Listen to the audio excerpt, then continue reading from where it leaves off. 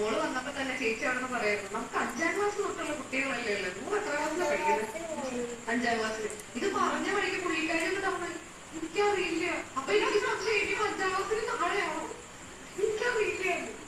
ആണോ 5ാം ക്ലാസ്സിലല്ലേ?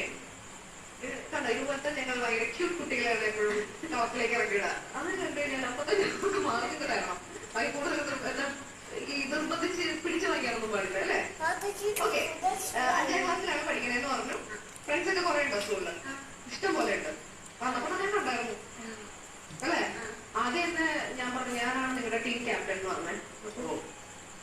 അല്ല നിങ്ങളല്ല ഞാനല്ല അത്രേ.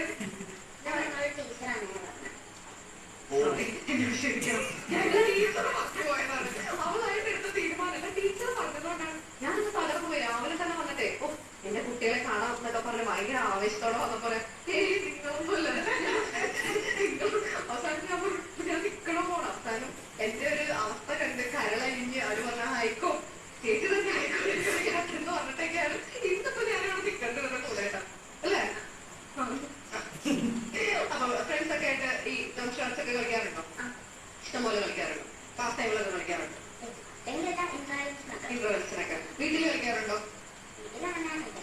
ഇല്ല. ആരത് സപ്പോർട്ട് ചെയ്യാൻ വരുന്നത്? അമ്മയാണ് വരുന്നത്. അപ്പൊ ഈ രാമായണത്തിനെയും മഹാഭാരതത്തിനെ കുറിച്ചൊക്കെ കാര്യങ്ങളൊക്കെ നന്നായി പഠിച്ചിട്ടുണ്ടോ? അത്യാവശ്യം നന്നായി പഠിച്ചിട്ടുണ്ട്. ഞാൻ പറയണത് ഈ പറഞ്ഞ 100 കഥാപാത്രമല്ല നമ്മൾ പഠിക്കാൻ തന്നെ അല്ലാണ്ടുള്ള രാമായണം മഹാഭാരതത്തിൽ വേറെ ആൾക്കാർ അങ്ങനെ പറയരുത്. ഇതുവരെ വായിച്ചിട്ടില്ലെങ്കിൽ വായിക്കണം.